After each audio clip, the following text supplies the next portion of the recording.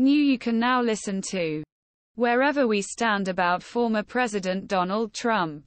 One thing we can all agree on is that H is great at taking the oxygen in room. A news cycle or political party. We had a chance to see what 8 other candidates could do with some breathing space in Milwaukee. On Wednesday night, they fought for 2 hours in front of a crowd of thousands. In places combative, meaningful and illuminating. It's a weird political dynamic when an event is both main event and bottom card because front row player is not on scene. But it also often happens that bottom card is most fun fight of night. Especially if champion doesn't bother to show it. Such was case on Wednesday. Every fighter raced to show the basics of a candidacy that could stand out from crowd to get within striking distance of Trump. Here are my best takeaways. Republic react to the first discussion performances of the GOP. VIVEK become a lightning.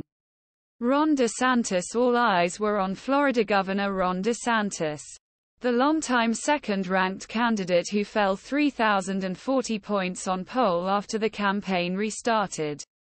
This performance of debate was widely viewed as either dying or nearly dying for him.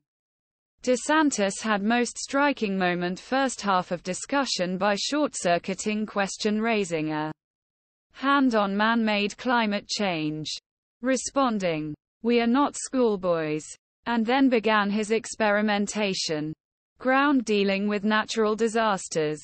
This pivot would preview DeSantis' strategy throughout the discussion. In other words, something like, "Give me a topic. Any topic. Yes. I did that thing. Let me tell you what I did." Results. Maybe it was a little yelling for some people's tastes. But relentlessly on the message. Went back what he did in Florida by relentlessly going back to what was doing in Florida. Protecting civil liberties during COVID. Fighting keep schools open. Fighting for curriculum changes and sprinkling returned. In his own military. Will it close?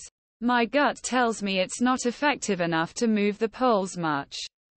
But it certainly lets it live to fight another day with solid performance. The 38-year-old entrepreneur, who stood up fast and succeeded in interest economy, was rising in the polls when he stepped onto scene. His opponents responded accordingly, making him the target of many attacks. Nikki Haley's "You have no foreign policy experience and that shows." While Governor Chris Christie scolded Ramaswamy for using Obama's recycled line about a skinny man with a funny name.